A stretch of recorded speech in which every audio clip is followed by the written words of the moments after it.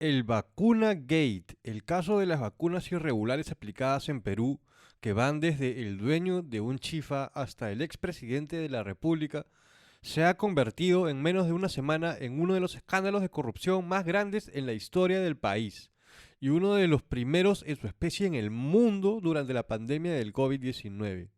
El caso tiene varias capas de complejidad y muchas ramificaciones e historias complementarias. Así que en este bloque intentaremos resumir lo mejor posible el caso utilizando los hechos más importantes. El destape técnicamente empezó el miércoles 10 de febrero del 2021, cuando el periodista Carlos Paredes acudió al programa Veto a Saber en el canal Willax a presentar su libro El perfil del lagarto, radiografía de un político con sangre fría, sobre Martín Vizcarra. Iniciando la presentación, aprovechó para revelar que Vizcarra ya se había vacunado antes de que lo vacaran en noviembre del 2020. Al día siguiente, el 11 de febrero, el expresidente Vizcarra tuvo que dar una conferencia de prensa donde confirmó que sí se había vacunado en octubre, pero como parte de los 12.000 voluntarios de la prueba de la vacuna china Sinopharm, del ensayo clínico. Incluso muestra una cartilla y se hace una prueba rápida.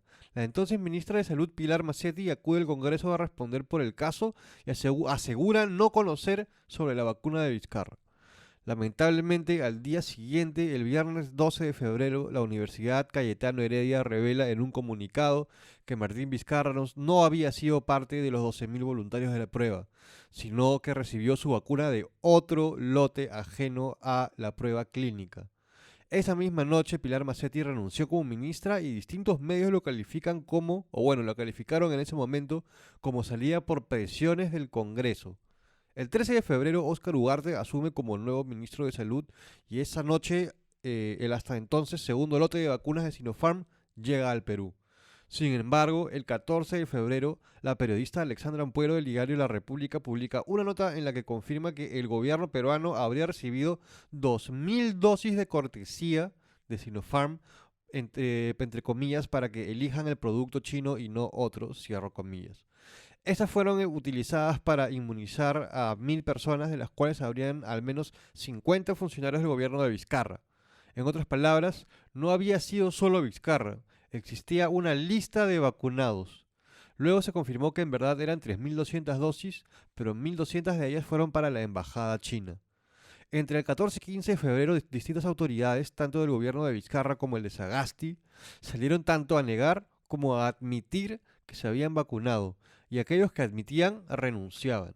Entre ellas estuvieron la ministra de Relaciones Exteriores, Elizabeth Astete, y el ex viceministro de Salud, Luis Suárez. El 15 de febrero, Vizcarra revela que su hermano también se había vacunado, y en la noche finalmente el presidente Sagasti confirma, además de que existe una lista de 487 vacunados irregularmente, que una de ellas fue la ex ministra de Salud Pilar Macetti. Esta fue la que generó mayor sorpresa e indignación, considerando que había declarado que ella sería la última en vacunarse y que el capitán es el último que abandona el barco.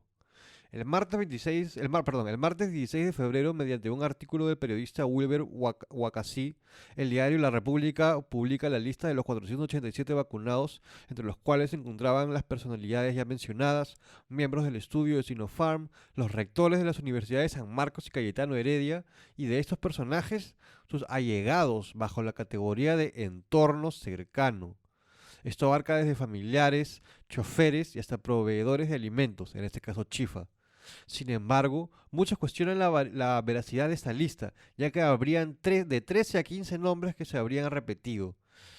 Entre los responsables principales, el Congreso y los medios designaron al doctor Germán Málaga, encargado de las vacunaciones y quien también se había vacunado a sí mismo. Desde el martes 16 hasta el miércoles 17 de febrero, el doctor Málaga había venido respondiendo las interrogantes del Congreso acerca de este proceso de vacunación irregular. Entre muchas cosas extrañas, Málaga confesó haberse colocado él mismo y a otras personas 3 dosis de la vacuna de Sinopharm para incrementar el efecto. Esto, junto a los nombres repetidos de la lista, daría a entender que en verdad se estarían ocultando otras personas. Más tarde ese día se confirmó la renuncia del rector de la Universidad Cayetano Heredia y la separación de Málaga del ensayo clínico. Finalmente, este es un caso que sigue abierto y se actualiza constantemente y existen rumores de que habría una segunda lista de vacunados. Eso se determinará ya con el tiempo. Este caso tiene severas implicaciones éticas, empezando por el hecho de que el gobierno peruano y las universidades participantes en el estudio le ocultaron a la población la existencia de un lote de vacunas, no solo previo al cerrado de trato con Sinopharm, sino previo a la misma aprobación de dicha vacuna, que aún estaba en fase experimental, la fase 3 en este caso. Junto a eso está la falta de consideración con el personal de primera línea que pudo haber sido voluntariamente vacunado o pudieron haber recibido la vacuna, si es que ellos lo deseaban.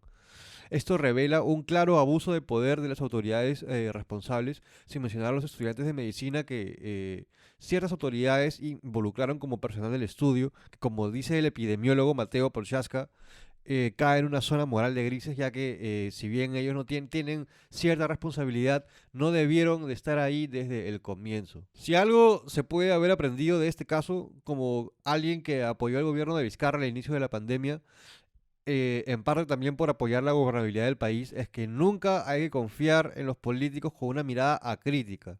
La población no puede dejar que sus funcionarios públicos confundan la labor de servicio con la ejecución de poder y nunca hay que apoyarlos al 100%, sino más bien continuamente fiscalizarlos para no caer en errores como este. Porque no solo es culpa de los políticos que cometieron faltas éticas lindantes con lo ilegal, sino también en parte con un sector de la población que a falta de pruebas y a falta de una mirada más crítica, decidió darle su apoyo a esta clase política y es un error que colectivamente debemos reconocer. Eso ha sido todo por este bloque y ya nos vemos en el siguiente bloque.